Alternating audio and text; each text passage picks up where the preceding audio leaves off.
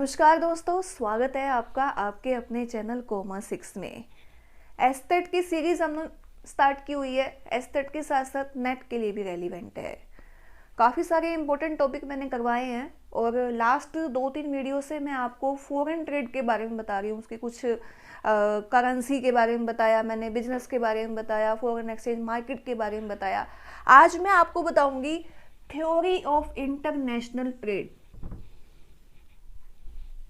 2-3 बार से क्वेश्चन आ रहा है आपका। पिछली बार तो नहीं आया क्योंकि पिछली बार मार्केटिंग के ऊपर ज़्यादा जोर था। और बात करेंगे पिछले 2 सालों में, यानी कि ये साल छोड़ के उससे 2 सालों में, लास्ट 2 ईयर में आपका 19 में और 18 में दोनों में क्वेश्चन आया हुआ था। चांसेस है पूरे पूरे आने के। थ्योरी ऑफ इंटरनेशनल ट्रेड, कौन कौन सी थ्योरीज हैं, किस किस ने दी हैं। ज़्यादा तो यही पूछा जाता है कि कौन सी थ्योरी किसने दी है, और कुछ थ्योरी के जो राइटर का नाम नहीं है उनमें ये पूछ लिया जाता है कि ये थ्योरी किस टाइप की है, ये थ्योरी क्या कहती है। तो मैं थोड़ा थोड़ा आपको इसका एक्सप्लेनेशन बताऊंगी, साथ में आपको जो थ्योरी किसने दी है पर्टिकुलर वो बताने वाली हूँ। बहुत इंपॉर्टेंट है। और अगर मैं बात करूंगी नेट के एग्जाम की चाहे एस्टेट की, दोनों के अंदर ये 2 और नंबर 3 की थ्योरी बहुत बार आई हुई है। 2, 3 और 4 नंबर की थ्योरी, तीनों की तीनों। तो आप तीनों को तो आप बेशक रट लेना, ठीक है। तो करते हैं। सबसे पहली थ्योरी है हमारी, पहले मैं आपको थोड़ा सा इंटरनेशनल ट्रेड के बारे में बता देती हूँ। इंटरनेशनल ट्रेड क्या होता है? हमारा विदेशी व्यापार होता है।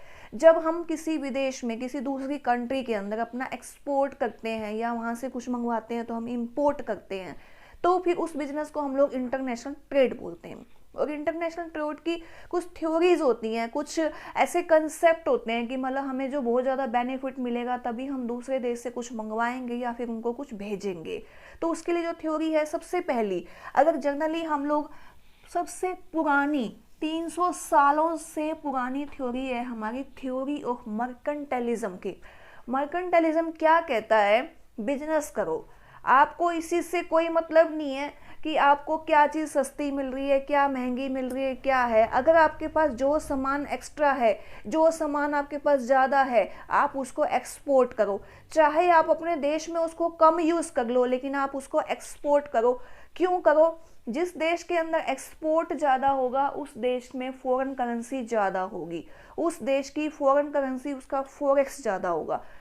अगर हम लोग एक्सपोर्ट ज़्यादा करेंगे, इंपोर्ट करेंगे, तो नेचुरल सी बात है कि हमारी करेंसी हमारे पास रहेगी और विदेशी करेंसी भी हमारे पास आ जाएगी। तो ये पुरानी थ्योरी ये कहती है महंगा सस्ता कुछ नहीं है, हमने सिर्फ एक्सपोर्ट करना है, एक्सपोर्ट करना है और एक्सपोर्ट करना है। और बहुत ज़्यादा ज़रूरी हो तो ही इंपोर्ट करें, बेशक आप इंपोर्ट को ना करें, ठीक है। ये हमारी थ्योरी है।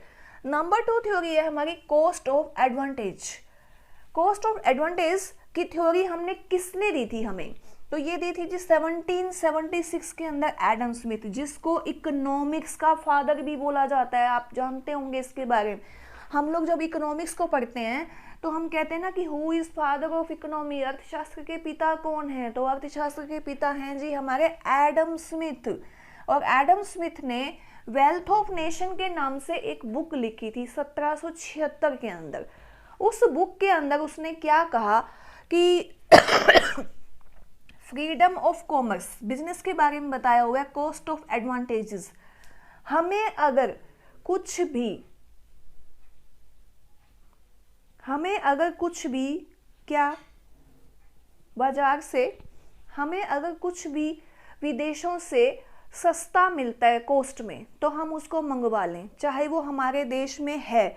लेकिन अगर हमें उस देश कुछ सामान की ज़रूरत पड़ रही है और हमें दूसरे देश से सस्ता मिल रहा है, तो हम वहाँ से मंगवा लें, बजाय हमारे देश में महंगा मिलने के बजाय। जैसे कि चाइना की बात करें, खिलौनों की बात करते हैं, तो खिलौने अगर हमारे देश के अंदर हम लोग बनाते हैं तो जितनी हमारी कॉस्ट पड़ती है उससे भी ज़्यादा में चाइना से खिलौने बन के आ जाते हैं और हम अपना प्रॉफिट कमा सकते हैं। सेम ऐसे ही बात करेंगे ग्लास की, जो मोबाइल के ऊपर ग्लास लगता है वो चाइना से आता है। तो कोई किसी भी कंपनी का मोबाइल आप लेंगे तो उसके ऊपर जो ग्लास, जो मोबाइल के ऊपर एक लेयर लगी होती है ग्लास की, वो चाइना से ही आएगा। और वो ग्लास अगर हम यहाँ पर अगर मोबाइल प्रोड्यूस कर रहे हैं, मैन्युफैक्चर कर रहे हैं, तो वो ग्लास अगर हम खुद मैन्युफैक्चर करेंगे तो हमें उसकी कॉस्ट बहुत ज़्यादा पड़ती है। तो कॉस्ट एडवांटेजेस क्या कहती है, अगर हमें किसी देश के अंदर कोई सामान बहुत सस्ता पड़ रहा है तो हम उसको इंपोर्ट कर लें और उसको दोबारा से फिनिश करके दोबारा से एक्सपोर्ट भी कर सकते हैं। तो वो क्या होता है जी, कॉस्ट ऑफ एडवांटेजेस। 1776 के अंदर थ्योरी आई थी, एडम स्मिथ ने दी थी। ठीक है, क्लियर है। उसके बाद है हमारा theory of comparative advantages. Same ही यही बात है इसके अंदर भी, और ये थ्योरी हमारे को 1817 के अंदर दी थी डेविड रिकार्डो ने। डेविड रिकार्डो ने दी थी 1817 के अंदर। कौन सी theory? Theory of comparative advantages. Same यही है, अगर हम किसी चीज को कंपैरिजन करते हैं, हम अगर हमारे देश में कुछ बना रहे हैं और हमें वो कॉस्ट ज़्यादा पड़ती है और हम दूसरे देश में अगर मंगवा के देखते हैं तो हमें उसकी कॉस्ट बहुत कम पड़ रही है, तो हम क्या करेंगे, हम उसको कंपेयर करेंगे। हम कंपेयर करेंगे कि क्या सच में हमारे यहाँ पे वो चीज़ सस्ती बन रही है या महंगी बन रही है। अगर हमारे देश में वो चीज़ महंगी बनती है तो हम दूसरे देश से उसको मंगवा लेंगे। हम पहले कंपैरिजन करेंगे पर्टिकुलर हर आइटम का। जैसे एक सामान बनाने के लिए हमें कुछ भी जो मंगवाना पड़ रहा है वो सस्ता पड़ता है तो हम दूसरे देश से मंगवा लेंगे उसको। सेम थ्योरी है, मतलब दोनों में एक है। कॉस्ट एडवांटेजेस का मतलब ये है कि जहाँ पे हमें कॉस्ट कम पड़ेगी, और इसके अंदर कंपैरिजन में हम पहले कंपेयर करेंगे, फिर हमें अगर फायदा मिलेगा तो हम उसकी एडवांटेजेस को ले लेंगे, ये होता है। या फिर ये भी कह सकते हैं कि जैसे कुछ सामान ऐसा है जो हम बना रहे हैं और हमारे पास ज़्यादा है, हमारे को उसकी कॉस्ट कम पड़ती है, हम उससे क्या करेंगे, ज़्यादा से ज़्यादा इंपोर्ट कर देंगे कि हमें तो सस्ता पड़ रहा है लेकिन दूसरे देश में अगर महंगा बिक रहा है तो हम उसे बेचेंगे, उसको बिल्कुल बेचेंगे। एक और बात भी है, कॉटन की बात करेंगे। कॉटन हमारे देश में जो सूती कपड़ा है हमारे देश से ज़्यादा एक्सपोर्ट होता है। हम लोग फाइन कॉटन को कभी यूज़ नहीं कर सकते हैं। हम फाइन कॉटन को कहाँ एक्सपोर्ट कर देते हैं, विदेशों में, और हम जो है दूसरी जो उसकी जो सेकंड कॉपी है हम उसको यूज़ करते हैं। तो वो क्या है, एक कंपेयर का ही है। कंपेरेटिव एडवांटेजेस वाला जो एग्जांपल है वो इसमें फिट बैठता है। तो डेविड रिकार्डो ने दिया था 1817 के अंदर। फिर आ गया factor proportion endowment theory. Factor proportion का मतलब क्या होता है कि जैसे हम लोग अगर बात करेंगे कंट्री के अंदर बहुत सारी ऐसी चीज़ें होती हैं। जैसे हम अगर बात करें हमारे इंडिया की, तो हमारे यहाँ पे लेबर इंटेंसिव वर्क ज़्यादा होता है क्योंकि हमारे यहाँ पे लेबर सस्ती है।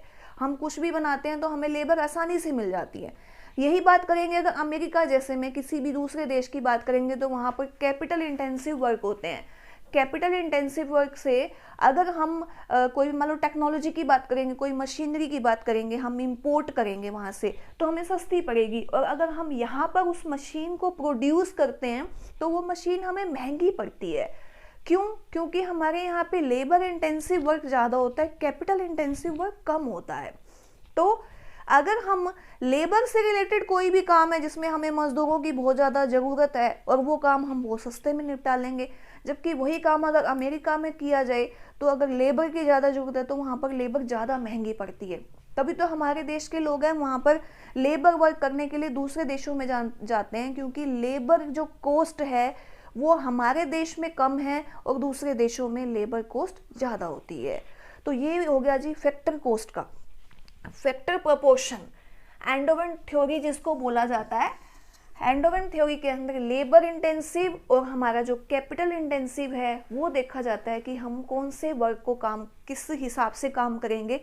अगर हमारे यहाँ पर लेबर इंटेंसिव है तो हम लेबर इंटेंसिव वर्क को एक्सपोर्ट कर सकते हैं, और कैपिटल इंटेंसिव जितनी भी टेक्नोलॉजी है हम उसको इंपोर्ट कर सकते हैं। तो ये थ्योरी किसने दी थी? ये थ्योरी दी थी 1919 में एली हेरिक्सन ने, और 1933 के अंदर दी थी जी बेर्टिल ओहिलिन ने।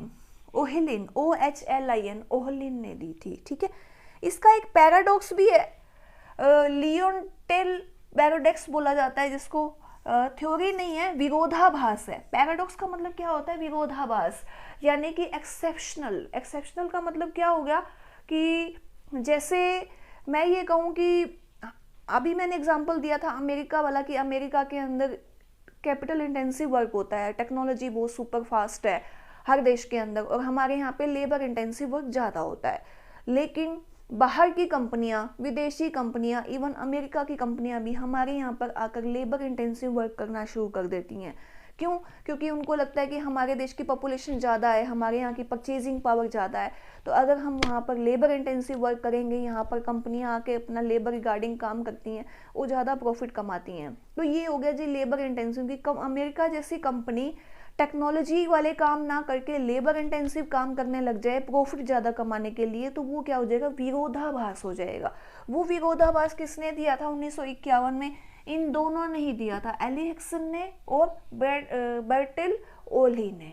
ठीक है, क्लियर है ये भी। फिर है जी कंट्री सिमिलैरिटी थ्योरी। नाम से ही समझ में आ रहा है कि कंट्री सिमिलैरिटी थ्योरी का मतलब क्या हो गया कि एक देश का जो लेवल है वो दूसरे देश के साथ बराबर का सा है। मान लो सेम लेवल की, जैसे मान लो लेबर इंटेंसिव कंट्री है, मान लो इंडिया है, और ऐसे ही कोई और लेबर इंटेंसिव कंट्री है जैसे कि बांग्लादेश हो गया या नेपाल हो गया, इस तरह से, तो वो आपस में ये देख ले कि आपके यहाँ पे क्या सामान सस्ता है और हमारे यहाँ पे क्या सामान सस्ता है, और हम उसी चीज को उस हिसाब से मंगवा लें, और वो हमारा क्या हो जाएगा, सिमिलर कंट्री का हो जाएगा।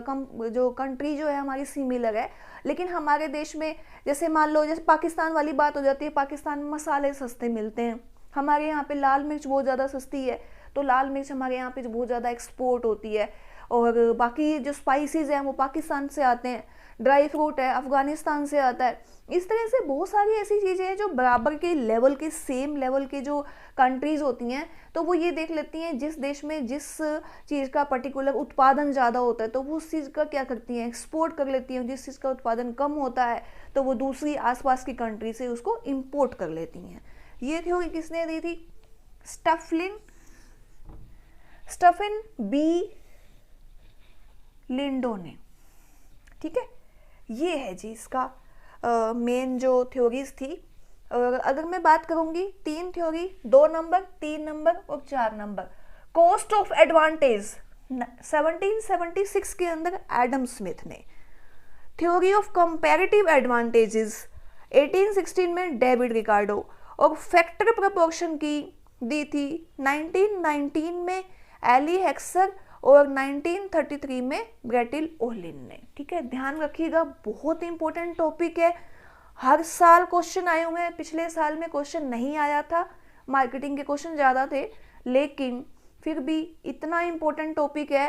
नेट की तैयारी कर रहे हैं चाहे आप एस्टेट की तैयारी कर रहे हैं, तो अगर आप इनके राइटर और थोड़ी थोड़ी थ्योरी को भी पढ़ लोगे ना तो आपकी बात बन जाएगी। इसके अंदर बहुत इंपॉर्टेंट टॉपिक है आपका ये। अब तक के मैंने आपको इंटरनेशनल ट्रेड के काफ़ी सारे टॉपिक करवाए हैं, 1-2 टॉपिक और रहते हैं जो इंपॉर्टेंट हैं, उसके बाद फिर मैं आपको अगला टॉपिक करवाऊंगी। मैंने पहले ही कहा था कि मैं थ्योरी को बहुत ज़्यादा लंबा नहीं खींचने वाली हूँ, सिर्फ आपको बेसिक पॉइंट जिसमें से रिलेटेड क्वेश्चंस आते हैं वो करवाने की कोशिश करूँगी। एक टॉपिक से रिलेटेड जितने भी क्वेश्चंस बनते हैं वो करवाने की पूरी कोशिश करूंगी। डेली आपको वीडियो मिलती रहेगी एस्टेट के, जब तक आपके एग्जाम नहीं हो जाते। उम्मीद है 18 और 19 दिसंबर को आपका एग्जाम हो जाएगा। तो मेरी वीडियो जितनी भी आपको मिलेंगी, या पिछली काफ़ी सारी वीडियो, पिछले साल में भी लगभग 40 to 50 वीडियोस ऐसी हैं जिसमें एक एक टॉपिक को बिल्कुल डीपली एक्सप्लेन किया हुआ है। कुछ MCQs भी हैं, प्रीवियस ईयर के क्वेश्चंस भी हैं, वो भी आपको करवाए हुए हैं, वो भी आपको हेल्प देंगे। आप पिछले साल की प्लेलिस्ट के अंदर जो वीडियो डली हुई हैं एस्टेट की, वो आप देख सकते हैं, उससे आपको हेल्प मिलने वाली है। अब जो रिवीजन सीरीज मैंने स्टार्ट की हुई है, रिवीजन सीरीज के साथ साथ ये नहीं है कि खाली रिवीजन पुराने टॉपिक की हो रही है, मैं नए टॉपिक भी करवा रही हूँ जो आपको मैंने पहले नहीं करवाए थे या पहले थोड़े से कम करवाए हुए थे, वो करवाने की कोशिश मैं कर रही हूँ। साथ साथ रिवीजन भी चल रही है, तो रिवीजन को सिर्फ आप रिवीजन मत मानिए, इसको आप न्यू सीरीज के रूप में भी मान सकते हैं। इससे आपको काफ़ी हेल्प मिलेगी। और अगर फिर भी आपको कोई प्रॉब्लम आ रही है किसी फॉर्म को फिल करने में, या फिर आपको तैयारी करने में, या पर्टिकुलर किसी ऐसे टॉपिक में जिसमें आपको लगता है कि मैं तैयारी नहीं कर पा रही, मुझे समझ में नहीं आ रहा या कैसे क्वेश्चन आ सकते हैं, तो आप अपने कमेंट कर सकते हैं। पूरी कोशिश होगी कि आपको हेल्प मिले। और अगली वीडियो तक मिलते हैं फिर अगली वीडियो में। Thank you.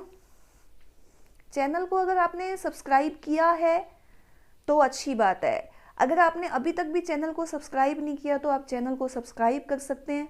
वीडियो को लाइक कर सकते हैं, कमेंट कर सकते हैं, शेयर कर सकते हैं। तो मिलते हैं अगली वीडियो में। Thank you.